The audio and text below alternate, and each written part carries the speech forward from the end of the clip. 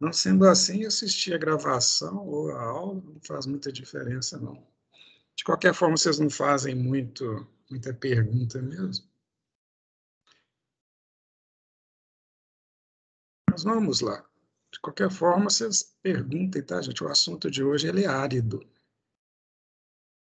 Vou tirar minha cara da frente aí, tá essa cara feia. Talvez se eu tirando a minha cara, vocês fiquem mais animados. O assunto da aula de hoje, deixa eu colocar na forma de apresentação aí. Narigudo sou eu mesmo, tá? Quando meu cabelo não era branco, mas olha só a cor dele. Coloquei essa cor porque sou meio daltônico. Meio só, tá, gente? Bem, tá aí, ó. Até hoje nós estudamos o comportamento da célula retificadora, né? Eu acho que ficou bem detalhado, talvez até um pouquinho demais, mas é necessário isso. Então, nós vamos continuar fazendo esse estudo, acrescentando à célula retificadora básica o diodo roda-livre, que ele é muitíssimo importante em retificadores, tá, gente? Não sei se vocês já perceberam isso. E ele é mais ou menos uma novidade para vocês, já que ele não entra no programa do segundo ano. Ele é também conhecido como diodo de recuperação ou diodo de retorno, e o nome dele em inglês é isso, é o Freewheeling Diode. Então, vamos lá. Se não estiver entendendo, pelo amor de Deus, me perguntem, me interrompa e pergunte, tá, gente? Então, vejamos aí, ó. Nós temos aí a célula retificadora básica, que já estudamos, né? E agora eu vou acrescentar a ela esse diodo aí que a gente chama de diodo de recuperação, ou diodo roda livre, ou diodo de retorno, e vai por aí. Tá? Ele é colocado em paralelo com a carga, veja bem, e de forma invertida, cara. Considerando que a carga, a parte superior é positiva em relação à inferior, no normal, o cátodo é ligado onde quase sempre, ou durante mais tempo, né, em um período, fica positivo. Então, ele é um diodo ligado em antiparalelo. Né? Paralelo é só o paralelo normal. O antiparalelo é o paralelo invertido. E qual que é a função dele? A função dele é extremamente importante. Aliás, na realidade, são duas funções. Ele vai cortar aquela parte negativa da onda que aparece em função da continuidade da corrente depois dos 180 graus, causado pela indutância. Então, ele faz com que a tensão na carga seja somente positiva. A outra função dele é fazer com que a forma de onda de corrente seja mais plana. Quer dizer, ele não torna ela plana. Ela já é razoavelmente plana, mas ele vai torná-la mais plana. Tá certo? Vamos analisar o comportamento do circuito, então, com esse diodo roda livre. Eu coloquei os dois planos cartesianos, que já estamos acostumados, porque estou fazendo dessa forma desde a nossa primeira aula sobre retificador, e vamos colocar o seguinte. O que eu coloquei aqui?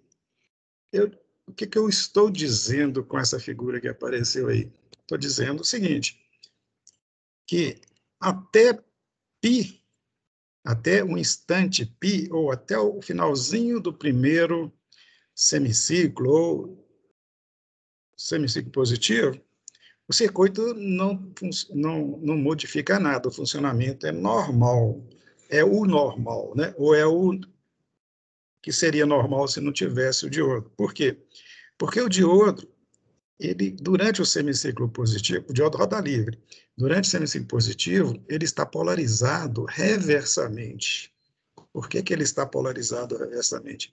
É porque a tensão durante o semiciclo positivo tem essa parte superior positiva e a parte inferior negativa. Quer dizer, quando o tiristor entrar em condução, ele pega o potencial superior da fonte aqui, ó, e liga nesse barramento, sendo que o negativo já está embaixo. Isso acontece no semiciclo positivo. Então, ele durante o semiciclo positivo, o fato do tiristor jogar tensão positiva para a saída, ele polariza reversamente o diodo. Antes disso, antes do diodo não, antes do tiristor entrar em condução, antes do alfa, quando aqui está aberto, não tem corrente, essa fonte aqui, ó, o E da carga, polariza reversamente o diodo. Então, ele, antes do alfa, ele está polarizado reversamente pelo E. Depois do alfa, pela própria fonte alternada, que o faz em função da condução do tiristor. Então, de 0 graus até π, o diodo roda livre não existe no circuito. Assim sendo, o circuito comporta-se como a gente tem visto até então. O que vai mudar é exatamente a partir desse ponto aqui que eu pus a seta, ó, em π. Por quê? Em π, o diodo roda livre fica polarizado reversamente, aliás, desculpe, diretamente pela tensão alternada da rede, da fonte VT. Por quê? Porque, em função da indutância, nós já vimos que, a partir de π, o tiristor continua conduzindo. E aí apareceria na carga, se não tivesse o diodo roda livre, numa situação sem ele estar aqui, o semiciclo negativo que se manteria, né, que estaria acontecendo até o beta, lembram disso? Então, teria uma parte do positivo e uma parte do negativo. A onda na saída, ela teria duas polaridades, né? O positivo e uma parte do negativo. O positivo acontece a partir de alfa até π. O negativo de π até beta, conforme já vimos várias vezes aqui, beleza? Bem, então, esse negativo que é jogado aqui, ó, imediatamente após π, polariza diretamente o diodo, porque ele estará ligado ao catodo dele. Então, a tensão negativa na carga, assim que ela atinge aqueles 0,7 volts, né, suficientes para vencer a barreira de potencial do diodo, ele entra em condução. Se eu considerar diodo ideal, eu posso dizer que é logo após o π, né? Imediatamente o π. Para ficar mais assim, digamos, mais prático o raciocínio, a gente diz que é em π. Em π, o diodo roda livre entra em condução. Tá certo? Isto se o beta for maior que π.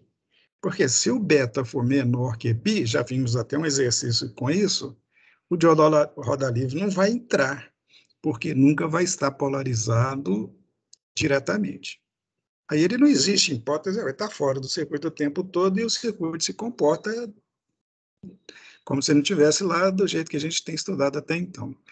O diodo roda livre só entra em condução a partir de π, se porventura existia a possibilidade de aparecer o pico negativo ou a parte negativa na carga, o que é comum, principalmente se não tiver o E aqui, se for só um circuito RL. A maioria dos circuitos que tem indutor, tem que pôr o diodo rodar livre lá para cortar a parte negativa da onda.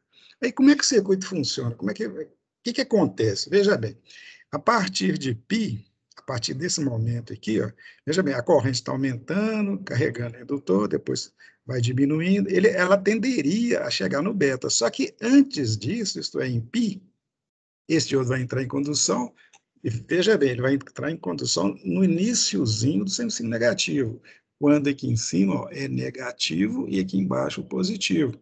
Esse positivo vem pelo diodo aqui, ó, que vai estar conduzindo, e é aplicado ao catodo do tiristor. Então, o catodo fica positivo em relação ao anodo que está recebendo o potencial negativo aqui do semiciclo negativo. Aí ele corta. Então, assim que entra no semiciclo negativo, o diodo roda livre entra em condução e corta e retira o tiristor da jogada. É isso que acontece. Dessa forma, o que fica funcionando é esse que está aí na frente de vocês, aí, essa figura aí, ó, essa malha, esse circuitinho que está aí. Ó. Só que nesse circuitinho a gente tem que imaginar o seguinte, vou considerar diodo ideal. Existe um curto-circuito aqui, ó, portanto, vai circular uma corrente que a gente chama de IO exponencial. Por que isso? Porque, dado um circuito que tem uma fonte contínua e o indutor carregado, a corrente que vai circular é uma corrente exponencial. Por isso que eu estou chamando de IO exponencial. IO é porque é corrente na saída, O de output. E exponencial porque eu vou chamar aquela corrente a partir daquele ponto, eu vou considerar a partir daquele ponto que é uma corrente exponencial, que de fato acontece. Então, voltando aqui um pouquinho, eu encostei no teclado sem notar aqui, não foi o fato. Continuando aqui, ó. Veja bem, vamos voltar à onda aqui. Ó. Se não tivesse o diodo roda livre, a corrente teria, na carga, o IO, teria esse formato aqui, que é o formato que a gente já está acostumado a ver. E aqui seria o beta, esse ângulo todo aqui seria o beta, que também já estamos acostumados a ver, que a gente até usa o ábaco de Puchilovski para calcular. Só que o diodo roda livre entra logo após ou imediatamente após π.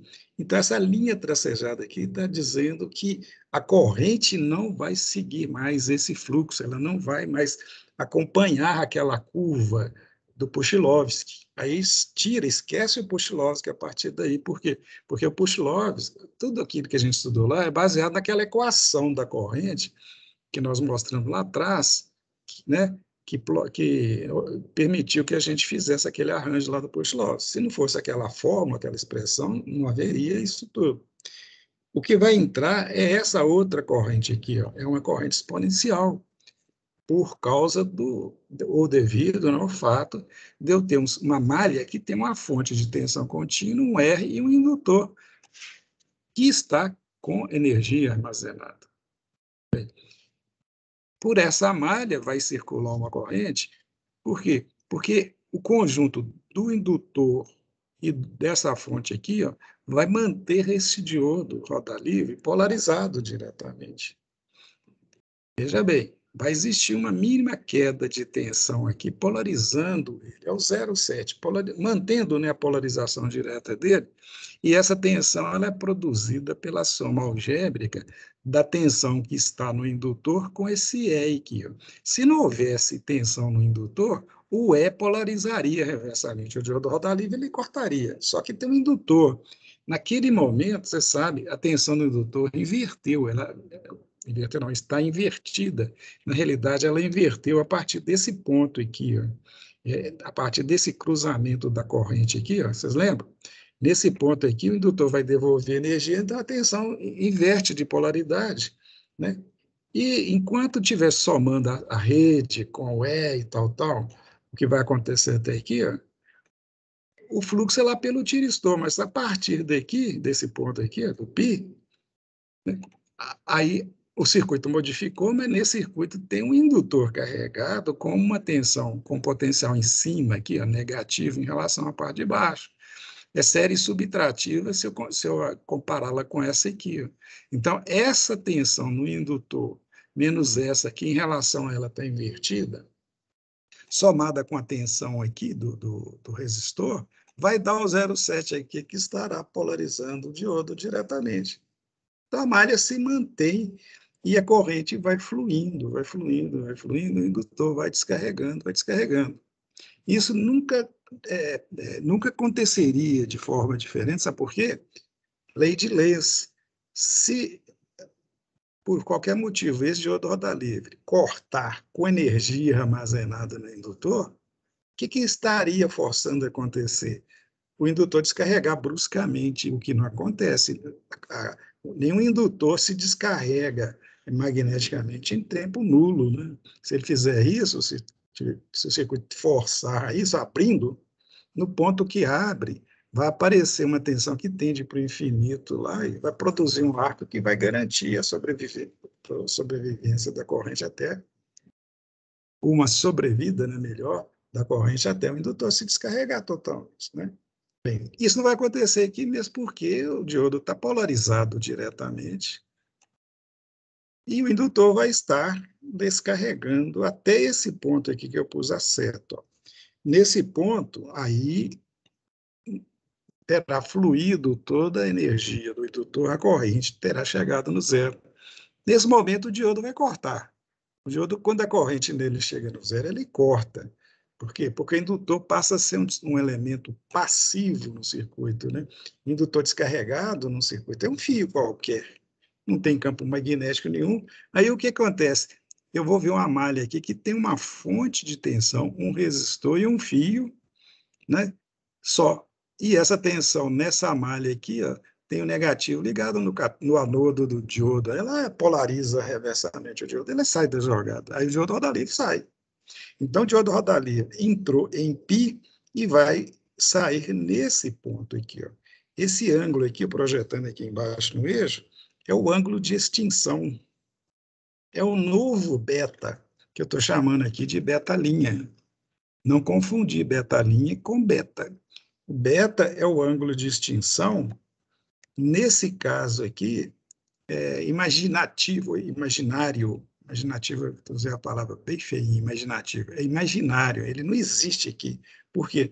Porque a função que nos levaria a ele, ela não existe nessa situação. Ela existe até π. A partir de π, ela desaparece, então não tem razão de ser o beta. Né? Aí passa a ter um outro ângulo de extinção, que é o momento que o indutor escoa, ou termina de escoar a sua energia. Como beta, por definição, é o ângulo de extinção, eu uso o beta. E para diferenciar do outro, eu vou chamar de beta-linha.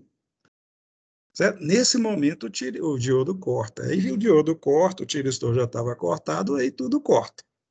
Não tem corrente nenhuma no circuito e está tudo zerado.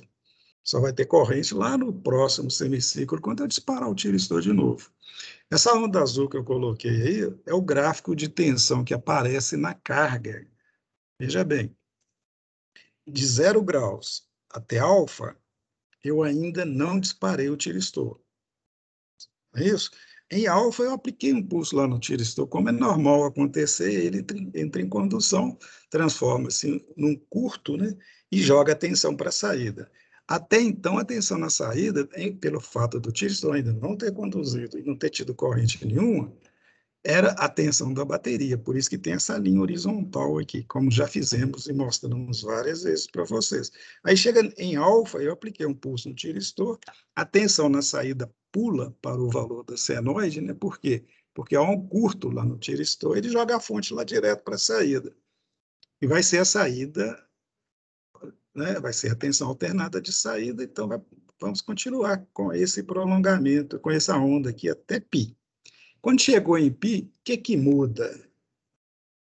Em π entrou o diodo roda livre. Aí, quando o diodo roda livre entra, se eu considerar ele um diodo ideal, a tensão sobre ele, que é a tensão na carga, fica zero, enquanto o diodo roda livre estiver conduzindo. Ele é um curto. Por isso que a tensão na carga fica zerada, cara. Não aparece a parte negativa. Por quê? Em função do curto que o diodo roda livre apresenta entre esses dois pontos. Quer dizer, sai a fonte alternada, a carga fica somente esse circuito que está aí, e em paralelo com ela, né, em paralelo com os dois pontos dela, tem um curto, então a tensão é zero. Só que tem corrente, que é aquela corrente exponencial que eu mostrei para vocês, que é essa aqui. Porém, quando chega nesse ponto aqui, que eu estou chamando de beta-linha, o que aconteceu? O diodo da livre corta. Aí abre o circuito dele de novo, né? Naquele ponto já não tinha corrente mais, a corrente chegou no zero exatamente naquele ponto, sem corrente, sem queda nesse resistor, sem nada no indutor, a tensão de saída fica sendo igual ao E, só o E. Por isso que ela sobe e fica sendo o E, aí, até disparar de novo lá no semiciclo seguinte. Essa é a atuação do retificador com diodo roda livre.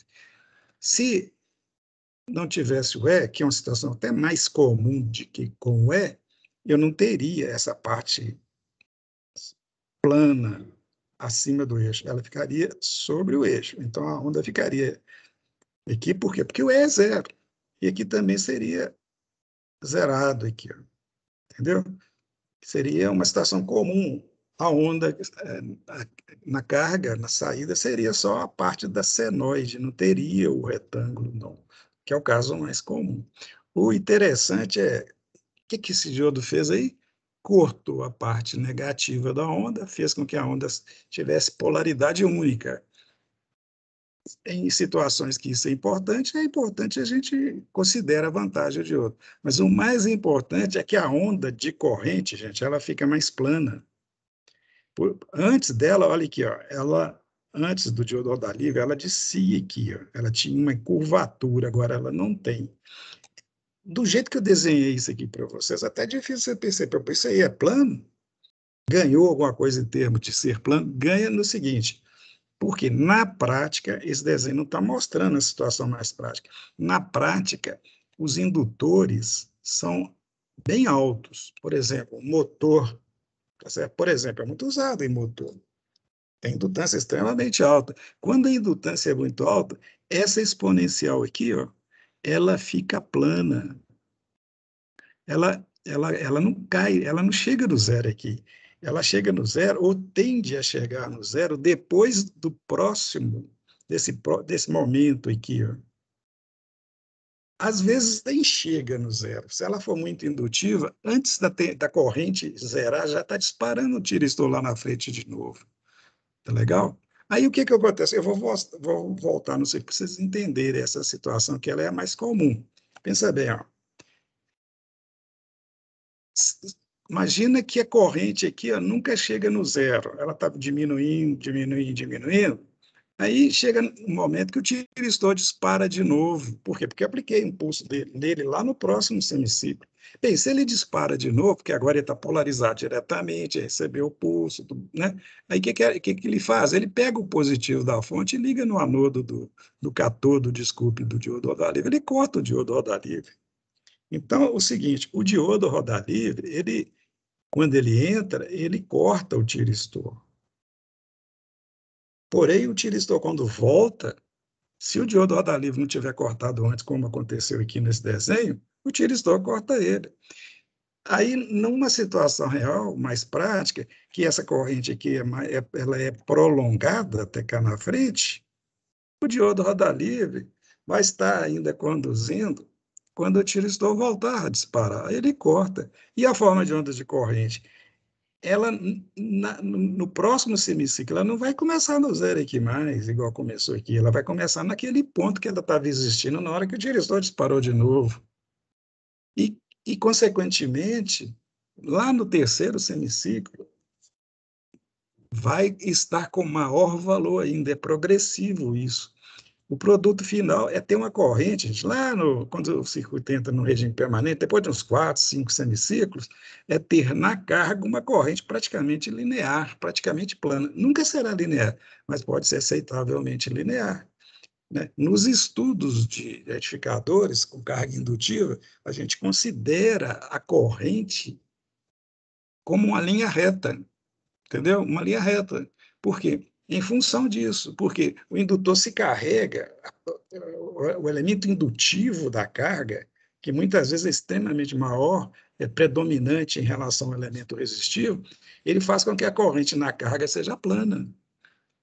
Então, os retificadores, eles são considerados, podem ser, né, considerados fonte de corrente constante, porque em função da planura, vamos chamar assim, palavra feia também, da corrente, certo? Que é causado exatamente pelo efeito da indutância. Quando não tem diodo roda livre, é mais difícil poder considerar a corrente plana, exatamente porque ele descarrega segundo a curva do Puchlowski, aqui, ó. E com o diodo ele com o diodo roda livre ele se prolonga. Agora, por que isso exatamente? É porque quando o diodo roda livre entra, o tempo de escoamento da energia depende principalmente do indutor. A fonte CA não interfere, porque ela nem está na jogada. E quando ela está na jogada, ela interfere negativamente nesse ponto. Ela permite, pela curva que a gente vê, eu força o descarregamento mais rápido da energia. Por quê? Porque está no semiciclo negativo dela, entendeu? E quando ela não está aí, se você quer prolongar a corrente, fazer com que o indutor se descarregue mais lentamente, é só você aumentar a constante de tempo de descarga do capacitor. E nós do capacitor não, desculpa, estou louco, do indutor. E nós sabemos que constante de tempo no circuito indutivo, o tal, aquela letra grega, o tal, né, é L sobre R. Então, eu posso ter um tal, quer dizer, uma constante de tempo grande, e fazer o indutor descarregar bem lentamente, se eu aumento o L, coloco um L maior, ou diminuo o R. Né? Cargas indutivas na prática já são assim. Tem L grande e R pequeno. Por exemplo, o motor de corrente contínua, o L é a bobina, é o enrolamento de campo dele, ou de armadura, normalmente de armadura. E o R? O R é a resistência do fio. Não tem um resistor lá, tem um fio que tem uma resistência baixa.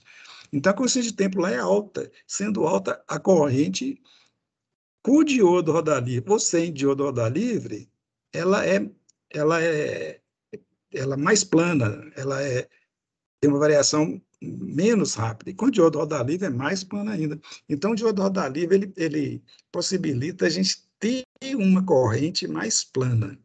Se ela já era bem plana sem ele, com ele fica maior, fica mais plana ainda, entendeu? Tá entendendo? Entenderam o raciocínio? Então, qual que é a finalidade de um diodo roda livre? Você gastar um diodo a mais num retificador. Primeiro, mas não mais importante, é fazer com que não haja a parte negativa. O diodo corta a parte negativa. E segundo, é prorrogar ou prolongar o decaimento da corrente, tornando ela mais plana. São dois efeitos importantes. A corrente fica mais contínua e a tensão fica com polaridade única, que é uma, digamos assim, uma característica boa para um retificador, né? Afinal, ele é um retificador. O que é um retificador? Genericamente falando, é um dispositivo que apresenta polaridade constante e a corrente, se for reta, né, vamos dizer assim, constante, melhor ainda. Tá certo? Fechamos esse ponto? Tem alguma pergunta a fazer, gente? Sem pergunta, eu estou vendo o chat aqui. Tranquilo.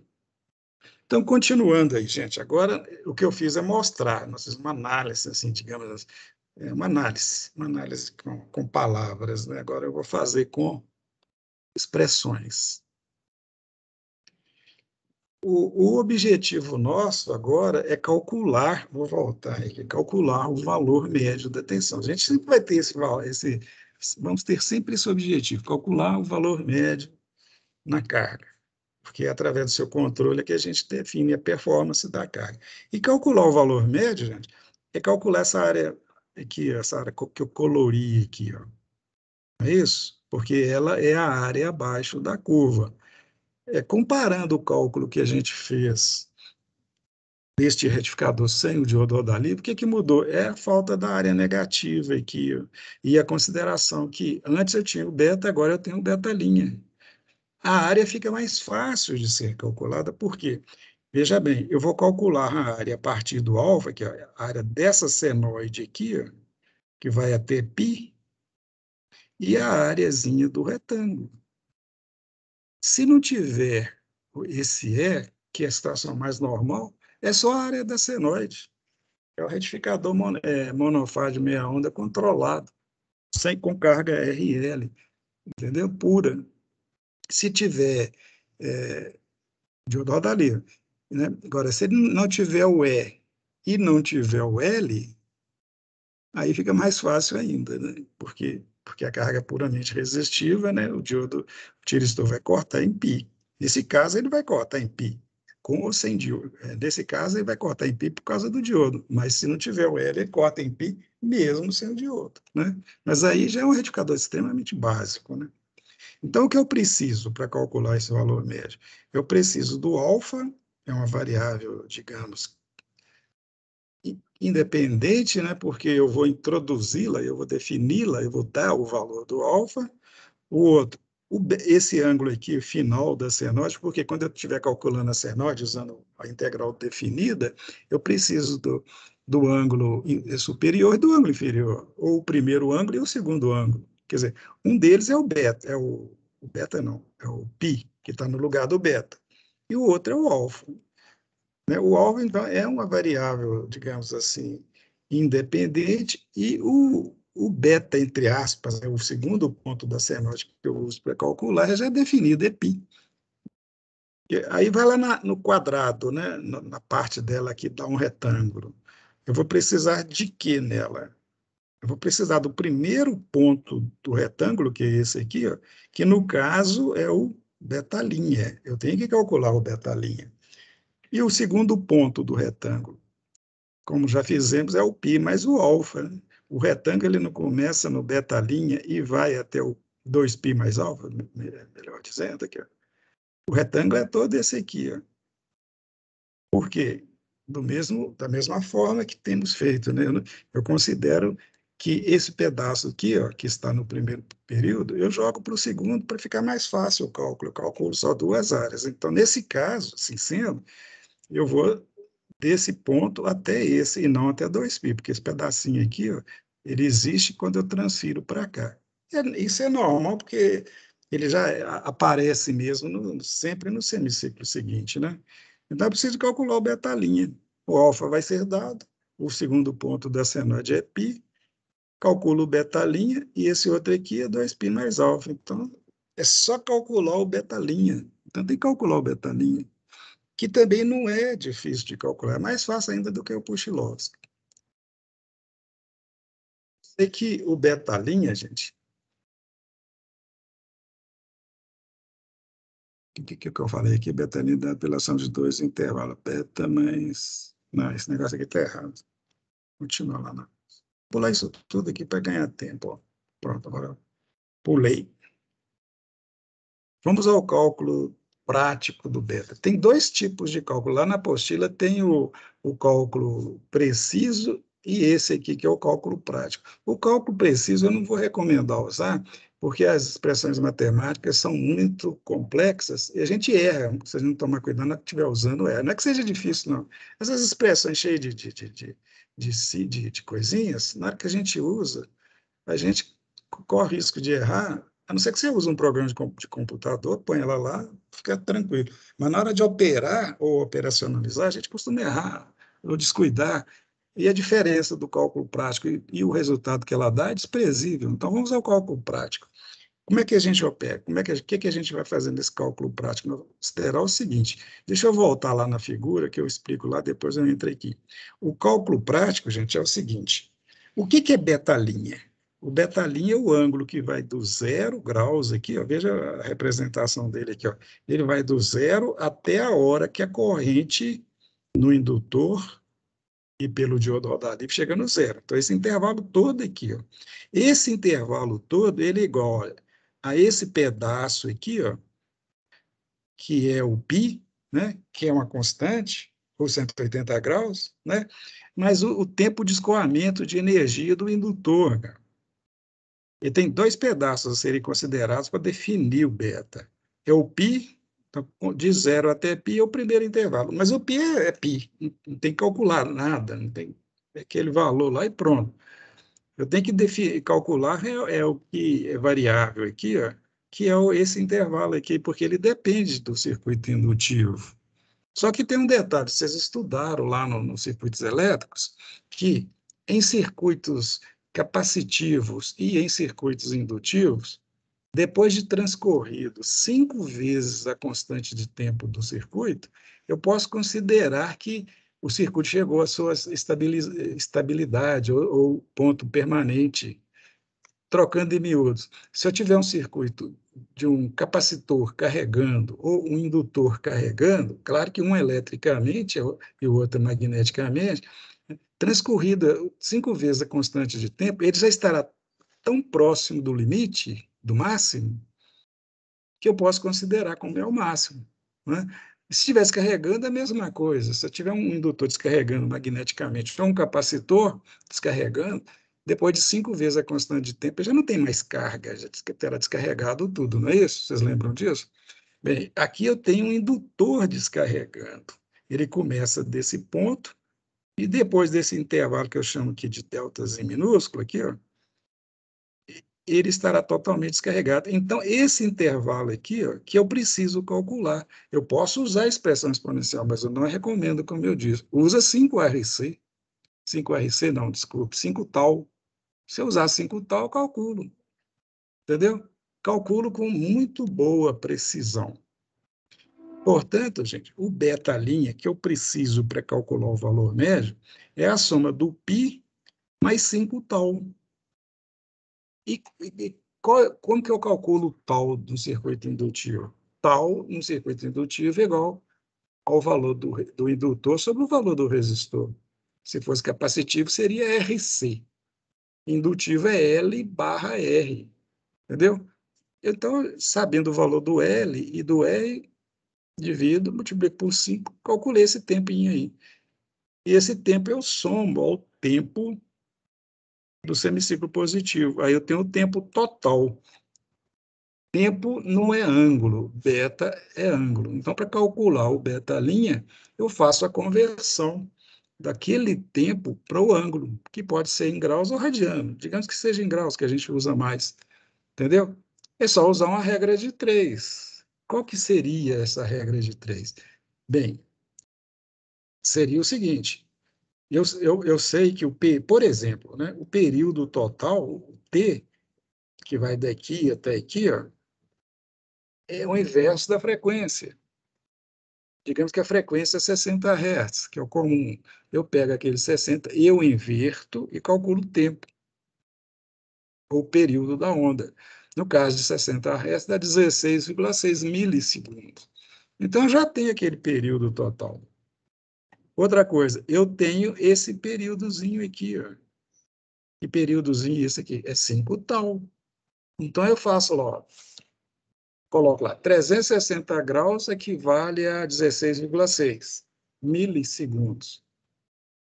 O deltazinho equivale a 5 tal.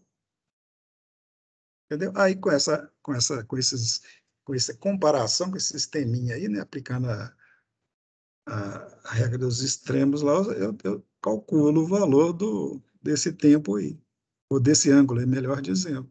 Soma ao π, eu tenho o valor do beta-linha. Então, isso aqui, eu vou mostrar isso aqui, deixar registrado aqui para vocês. Então, vamos lá. Como eu disse, tudo isso aqui que eu vou mostrar agora é o que eu disse, tá? Vou só registrar aqui, ó. Eu vou usar um cálculo prático desse deltazinho aqui, para chegar no cálculo prático de beta-linha. Ou seja, primeiro, eu calculo essa expressão aqui, ó, eu sei, né, que num tempo, ou um ΔT igual a 5 tal, a corrente lá no indutor chega no zero. Na realidade, chega bem antes, mas 5 tal já dá uma aproximação boa. Aliás, chega depois, mas até antes de 5 tal já está tão próximo de zero que já posso considerar. Mas é comum, é convencional usar 5 tal. E sabemos que tal é L sobre R, beleza? Então é só pegar o L sobre R e multiplicar por 5, eu tenho o delta Tzinho, que corresponde a esse delta aqui. Ó. Só que delta é ângulo. Como eu disse, né? Betalinha é o π, sempre positivo, mas aquele pedacinho que é a descarga do capacitor, do indutor. Usando a regra de 3 que eu falei, chega a ser essa expressão aí, que seria o 180, mas esse tal, o tal é aquilo que eu falei. Eu apliquei aqui a regra aqui. Tá? Exatamente o que eu falei. Né? Para ficar assim mais fácil, nessa conversão, você pega o intervalo 5 tal, divide pelo período, e multiplica pelo ângulo. Isso aqui vai dar um número, né, que multiplicado pelo ângulo dá o ângulo. Você somou, tem dois ângulos aqui. Você sabe que beta é tantos graus. Beta linha é tantos graus. Isso aí, só fazendo exercício que a gente fixa, tá? Bem, então, tendo lá o alfa, o E, o beta, linha, né? Beta linha, etc., eu posso calcular o valor médio. Aqui está aquela expressão matemática conhecida nossa. Olha. O valor médio é 1 sobre o período que multiplica a soma de duas integrais, né? A parte da senoide e a parte do retângulo. Né? O que diferencia é que, no caso do retificador comum, é o fato de que lá no retificador comum, semidiodo da livre, aqui estava o beta, né? Era de alfa até beta, porque é em beta que havia corte do tiristor, que desaparecia a parte senoidal. Aqui é em π que acontece. Então, eu coloco o π. No caso do retângulo, ele começa não no beta, ele começa no beta-linha. No anterior nosso era no beta, aqui vai começar no beta-linha. Fica um espaço vazio, com zero, entre π e beta-linha. E vai, obviamente, até 2π mais alfa. Então, o que muda na expressão são esses elementos aí. Aquela fórmula genérica que eu deduzi para vocês, essa aqui, ó, ela é a mesma fórmula genérica. Você lembra da fórmula genérica? V máximo sobre 2π, que multiplica cosseno de beta, né, mais cosseno de alfa, tal, tal.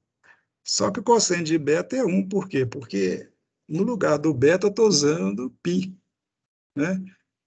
Aí eu já substituí aqui, coloquei aqui, a expressão ficou até mais simples, tá? E a corrente? A corrente no retificador é sempre igual. O valor médio da tensão na carga menos o E dividido pelo R. O E está aqui, eu só retiro o E e divido pelo R, aí a fórmula fica essa aqui. Né? Ou então eu pego o valor médio que eu calculei na expressão antiga e tiro o E lá no resultado. Por exemplo, deu 20 volts, eu tiro o valor do E e divido pelo E. Já fizemos exercício sobre isso. O que está faltando aqui é o cálculo dos valores eficazes. Nós não estamos trabalhando com ele por enquanto, não. Gente, era isso aí que eu ia mostrar, que eu estava para mostrar para vocês hoje. Eu tenho certeza que vocês estão carregados de dúvidas. Né?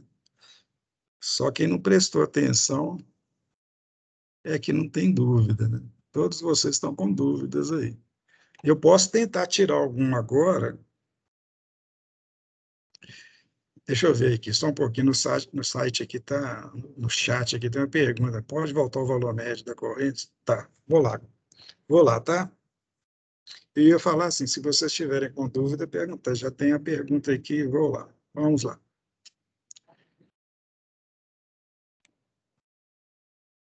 De qualquer forma, essa parte da matéria também está naquela apostilinha que eu entreguei. É o finalzinho da apostila que eu entreguei para vocês, tá? Deixa eu voltar na fórmula aqui do valor médio. Aqui, ó.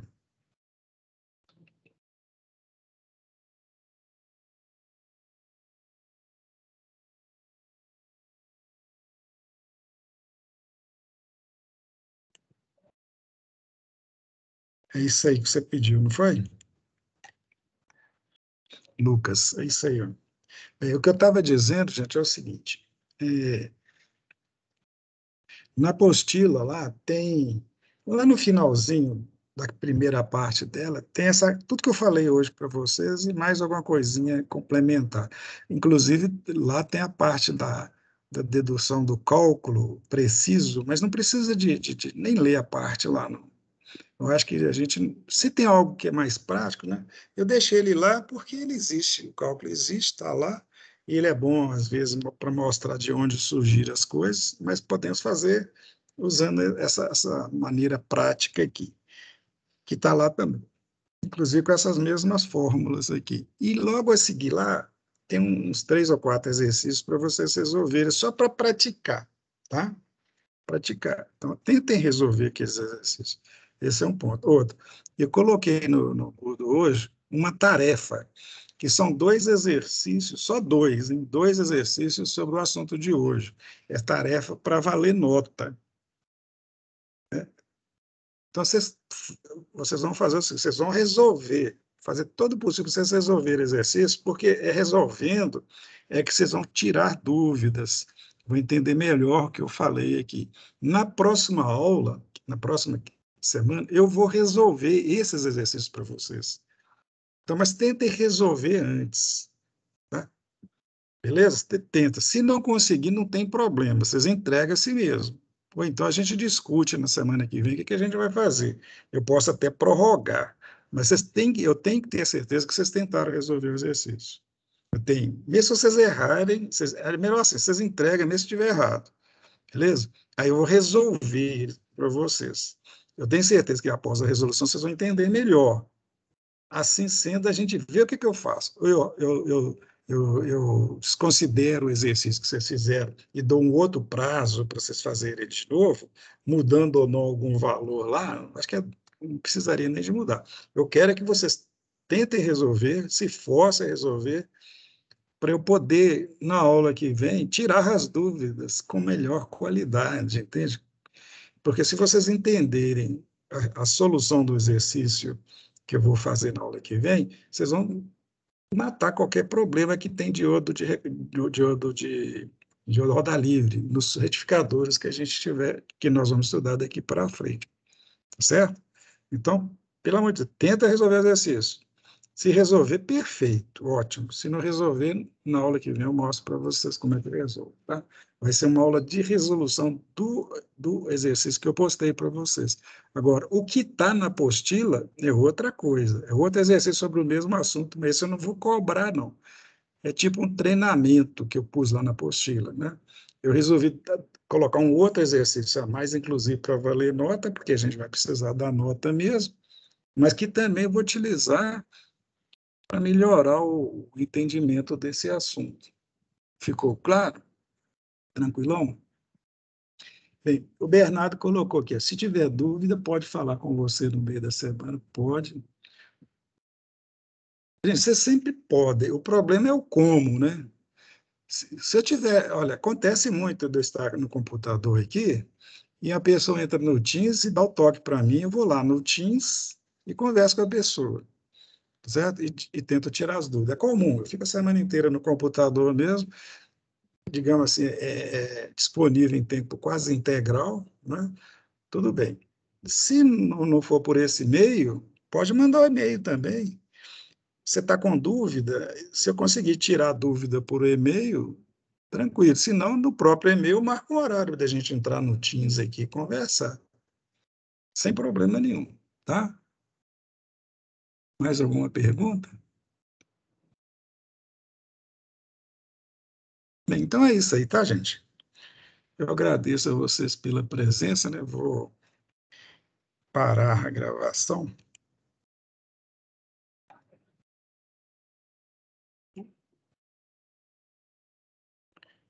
Parei.